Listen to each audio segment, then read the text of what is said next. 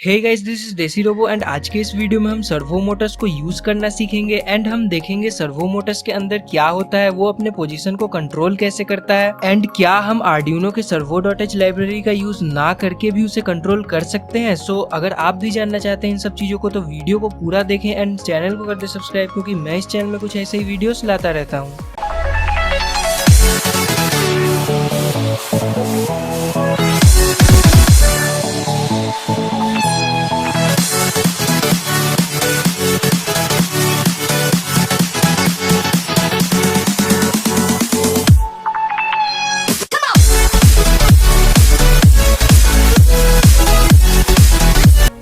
सबसे पहले हम कुछ छोटे छोटे चीजों को देख लेते हैं जिनका हमें ध्यान रखना चाहिए अपने प्रोजेक्ट के लिए एक सर्वो मोटर को सिलेक्ट करने से पहले। सर्वो मोटर्स बेसिकली दो टाइप के होते हैं। पहला कंटिन्यूअस रोटेशन सर्वो मोटर जो कि हमें एक कंटिन्यूअस रोटेशन देता है एंड दूसरा पोजिशनल रोटेशन सर्वो मोटर जो कि एक सर्टेन एंगल तक ही रोटेट करता है। अब जब हम सर्वो मोटर्स को खरीदते हैं तब हमें उनके स्पेसिफिकेशंस में कुछ 2 kg centimetre 3 kg centimetre type का कुछ देखने को मिलता है। इसका मतलब क्या होता है? 2 kg सेंटीमीटर का मतलब हुआ हमारा सर्वो अपने शाफ्ट के सेंटर से 1 सेंटीमीटर के डिस्टेंस में 2 kg तक का वेट हैंडल कर सकता है एंड अगर हम 2 सेंटीमीटर के डिस्टेंस में चले जाए तो ये वैल्यू हाफ हो जाता है, यानी कि हमारा यही सर्वो अपने शाफ्ट के सेंटर से 2 सेंटीमीटर के डिस्टेंस में 1 kg तक का वेट हैंडल कर सकता है। एंड अगर हम इसके करीब आ जाए, यानी कि हम इसके शाफ्ट से 0.5 सेंटीमीटर के डिस्टेंस में देखें तो ये वैल्यू डबल हो जाता है, यानी कि अब हमारा सर्वो मोटर 4 kg तक का वेट हैंडल कर सकता है। बट ये सब तो स्पेसिफिकेशंस में दिया हुआ रहता है, लेकिन ये ज्यादातर एक्यूरेट नहीं होता है। यानी कि अगर आप सोच रहे हो कि मुझे 2 kg का वेट मूव करना है तो मैं 2 kg सेंटीमीटर का एक सर्वो मोटर लूंगा, तो आपका प्रोजेक्ट फेल होने वाला है, क्योंकि आपका सर्वो इतने वेट को हैंडल कर ही नहीं पाएगा। ये हमारे लिए जरूरी होता है कि हमें जितना रिक्वायर्ड टॉर्क हो हम एक सर्वो मोटर को उससे ज्यादा रेटिंग का ले, यानी कि हमारे रिक्वायर्ड टॉर्क से ज्यादा टॉर्क का सर्वो मोटर ही अपने प्रोजेक्ट के लिए हमेशा सेलेक्ट करना चाहिए। अब जिस चीज का हमें ध्यान देना है वो है सर्वो का करंट एंड वोल्टेज रेटिंग। अगर आप अपने सर्वो को proper voltage and current provide नहीं करोगे तो आपका सर्वो फ्लक्चुएट कर सकता है एंड जिसके कारण आपका मॉडल मिसबिहेव कर सकता है। ये आपको ध्यान में रखना होगा कि आपके सर्वो का करंट और वोल्टेज रेटिंग कितना है एंड आपको एक प्रॉपर उसको सोर्स देना पड़ेगा ताकि वो उतना करंट एंड वोल्टेज ले पाए। अब मैं जो बताने जा रहा हूँ वो बहुत ही ज्यादा इंपॉर्टेंट है एंड हमें इसका बहुत ही ज्यादा ध्यान रखना चाहिए। जब भी हम एक सर्वो को यूज करते हैं तो उसे हमेशा एक एक्सटर्नल पावर सप्लाई के साथ कनेक्ट करना चाहिए, क्योंकि जो छोटे सर्वोज होते हैं उनका तो करंट रिक्वायरमेंट कम होता है तो वो डायरेक्टली आर्डिनो से चल जाते हैं। बट अगर कहीं आपने गलती से एक ज्यादा करंट रेटिंग वाले सर्वो मोटर को अपने आर्डिनो से कनेक्ट कर दिया तो आपका आर्डिनो इतने करंट को हैंडल नहीं कर पाएगा एंड आपका माइक्रो कंट्रोलर खराब हो सकता है। अब मुझे पता है आजकल सबके पास टाइम बहुत कम होता है एंड डॉक्यूमेंट्स वगैरह पढ़ने के लिए तो शायद ही किसी के पास टाइम होता है, इसीलिए आप हमेशा जब भी सर्वो को यूज करो तो उसे एक एक्सटर्नल पावर सप्लाई प्रोवाइड करो, तो ये आपके प्रोजेक्ट को भी सेफ रखेगा एंड आपके माइक्रो कंट्रोलर को भी खराब होने से बचाएगा। ये थे सर्वो के कुछ बेसिक डिटेल्स एंड अब हम देखते हैं कि ये सर्वो काम कैसे करता है एंड इसके अंदर क्या होता है। सर्वो बेसिकली एक नॉर्मल गियर डीसी मोटर ही होता है, बट जो चीज इसे खास बनाता है वो है इसका फीडबैक सिस्टम। सर्वो मोटर्स में एक पोटेंशियोमीटर लगा होता है जो कि एज ए वोल्टेज डिवाइडर काम करता है एंड जैसे जैसे सर्वो मोटर का टिप रोटेट करता है वो अपने साथ इस पोटेंशियोमीटर को भी रोटेट करवाता है, जिसके कारण ये पोटेंशियोमीटर अपने रेजिस्टेंस को चेंज करता है और यही रेजिस्टेंस चेंज होने के कारण ये अलग अलग तरह के वोल्टेज लेवल्स को जनरेट करता है, जो कि एज ए फीडबैक इसके इंटरनल कंट्रोलर में जाता है, जिससे वो ये अंदाजा लगाता है कि अभी जो हमारे सर्वो मोटर का शाफ्ट है वो किस पोजीशन पे है।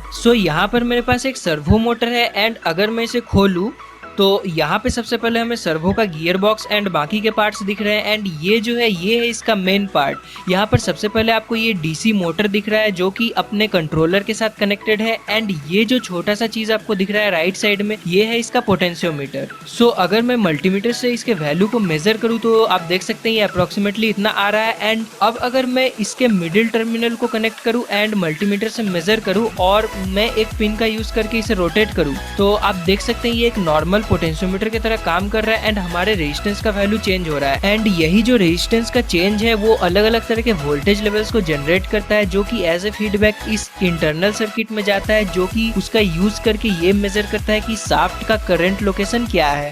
अब हम देखते हैं कि इसके पोजीशन को कंट्रोल कैसे करते हैं। जो सर्वो मोटर्स होते हैं उनके पोजीशन को कंट्रोल करने के लिए हमें बस कुछ स्पेशल टाइप के पीडब्ल्यूएम सिग्नल्स को जनरेट करना होता है। अगर हम एक positional rotation servo motor use कर रहे हैं एंड हम इसे 1 मिलीसेकंड का पल्स प्रोवाइड करते हैं तो ये 0 डिग्री पे आ जाएगा। सिमिलरली अगर हम इसे 1.5 मिलीसेकंड का पल्स प्रोवाइड करें तो ये 90 डिग्री पे आ जाएगा एंड अगर हम इसे 2 मिलीसेकंड का पल्स प्रोवाइड करें तो ये 180 डिग्री पे आ जाएगा। एंड अगर हम कंटिन्यूअस रोटेशन सर्वो मोटर का यूज कर रहे हैं तो 1 मिलीसेकंड के पल्स से ये काउंटर क्लॉकवाइज डायरेक्शन में फुल स्पीड में रोटेट करने लगेगा। सिमिलरली अगर हम इसे 2 मिलीसेकंड का पल्स देंगे तो ये क्लॉकवाइज डायरेक्शन में फुल स्पीड में रोटेट करने लगेगा एंड अगर हम इसे 1.5 मिलीसेकंड का पल्स देंगे तो ये रोटेट करना बंद कर देगा। अब जैसा कि मैंने पहले ही बताया था, ये सारे डिटेल्स वगैरह तो आपको कहीं से भी मिल जाते हैं बट ये ज्यादातर एक्यूरेट नहीं होते। यानी कि अगर आप इन डिटेल्स का यूज करके अपने सर्वो के लिए कोड लिखते हो तो हो सकता है कि आपका सर्वो प्रॉपर्ली मूव ना करे एंड आपको एरर शो करे। सो इसीलिए ज्यादातर लोग आर्डिनो के servo.h लाइब्रेरी का यूज करते हैं क्योंकि उसके अंदर ये सारी चीजें पहले से अच्छे तरह से कैलकुलेटर रहते हैं एंड वो आपको ज्यादा अच्छा रिजल्ट दे सकता है बिना किसी एरर के। सो अब मैं सबसे पहले यहाँ पर आर्डिनो के servo.h लाइब्रेरी का यूज करके आपको इस सर्वो को कंट्रोल करना सिखाऊंगा एंड उसके बाद हम खुद से अपना कोड लिखेंगे इन सारे डिटेल्स का यूज करके एंड देखेंगे क्या वो एक प्रॉपर वैल्यू दे रहा है हमें, यानी कि एक प्रॉपर आउटपुट दे रहा है या नहीं। सो सबसे पहले हम आर्डिनो के servo.h वाले कोड को देखते हैं। सो सबसे पहले हम यहाँ पर एक नए हेडर फाइल का यूज करने वाले हैं, तो मैं उसके लिए सिंपली लिखूंगा हैज इंक्लूड एंड servo.h लिख दूंगा एंड इसके बाद हमें एक सर्वो ऑब्जेक्ट क्रिएट करना होगा। तो उसके लिए मैं सिंपली लिखूंगा सर्वो एंड उसके बाद मैं अपने ऑब्जेक्ट का नाम सर्व रखता हूँ, यानी कि मैं यहाँ पर लिख दूंगा सर्व और सेमीकोलन। तो इससे क्या हुआ, ये सर्व इस सर्वो का मतलब एक टाइप का ऑब्जेक्ट बन गया। यानी कि आप ये सोच सकते हो कि हम सर्व को जो भी करने बोलेंगे वो ये काम इस servo.h हेडर फाइल से करवा देगा। अब मैं यहाँ पर लिखूंगा हैश डिफाइन सर्वो पिन और क्योंकि मैंने अपने सर्वो मोटर को पिन नंबर 9 से कनेक्ट किया हुआ है तो मैं यहाँ पर 9 लिख दूंगा। सो अब मैं सीधे जाऊंगा वॉइड सेटअप के अंदर एंड यहाँ पर मुझे इस पिन को एज ए आउटपुट सेट करने का जरूरत नहीं है क्योंकि जैसे मैं इसे अटैच करूंगा अपने इस ऑब्जेक्ट के साथ तो ये अपने आप आउटपुट सेट हो जाएगा। तो मैं यहाँ पर लिखूंगा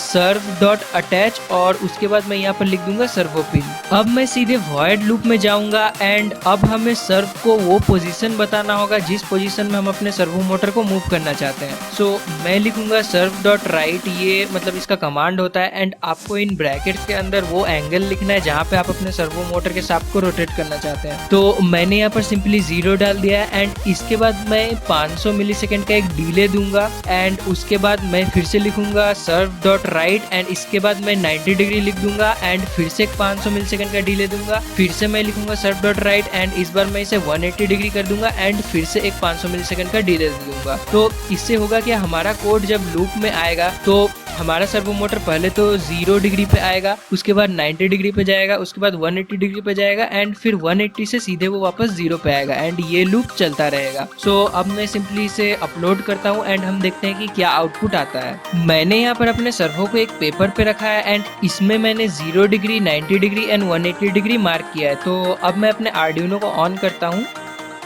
एंड हमारा सर्वो मूव करने लगा है। तो आप देख सकते हैं जैसा कि हमने कोड में लिखा था, पहले ये 0 डिग्री में जा रहा है, उसके बाद 90 डिग्री में एंड उसके बाद 180 डिग्री में। बट क्योंकि आप यहाँ पर देख सकते हैं ये प्रॉपरली ना तो 0 पे जा रहा है, ना ही 90 पे, ना ही 180 पे। सो क्या हम इसके लिए कुछ ऐसा कर सकते हैं जिससे कि ये प्रॉपरली 0 से 180 डिग्री तक मूव करे? सो इसके लिए हमें खुद का कोड लिखना पड़ेगा जिसमें हमें उन पल्स को जनरेट करना पड़ेगा जिससे ये 0, 90 एंड 180 पे आए। तो मैंने जैसा कि कहा था कि उन सारे मतलब पल्स के वैल्यूज में भी एरर होता है, यानी कि अगर आप अलग अलग सर्वो मोटर्स पे वो सारे पल्स अप्लाई करोगे तो आपको देखने को मिलेगा कि हर सर्वो मोटर कुछ अलग थोड़ा सा रीडिंग दे रहा है। तो इसके लिए आपको ढेर सारे मतलब टेस्ट करने पड़ेंगे कि कौन सा वैल्यू पे आपका सर्वो मोटर प्रॉपरली काम कर रहा है। तो मैंने भी यहाँ पर अपने सर्वो मोटर पे अलग अलग वैल्यूज डाल के चेक किया एंड मुझे जो प्रॉपर रीडिंग मिला वो मैं अभी आपके साथ शेयर करूंगा। सो मेरा ये सर्वो मोटर 400 माइक्रोसेकंड के पल्स पे प्रॉपरली 0 डिग्री, 1450 माइक्रोसेकंड के पल्स पे 90 डिग्री एंड 2500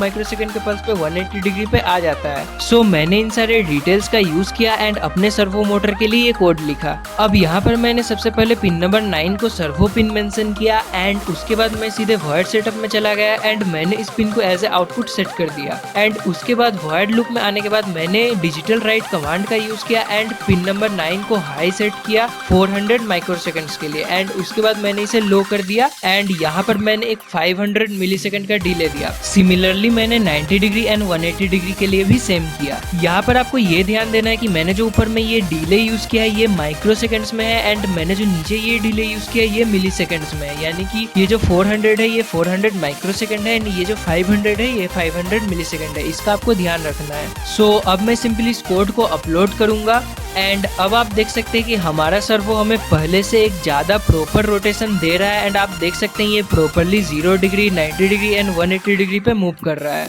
सो आशा करता हूँ कि आप लोगों को ये वीडियो अच्छा लगा होगा एंड आपको सर्वो मोटर्स के बारे में एक बेसिक सा आइडिया हो गया होगा। तो अगर आपको ये वीडियो अच्छा लगा तो इसे लाइक करो एंड चैनल को कर दो सब्सक्राइब, क्योंकि मैं इस चैनल में कुछ ऐसे ही वीडियोस लाता रहता हूँ।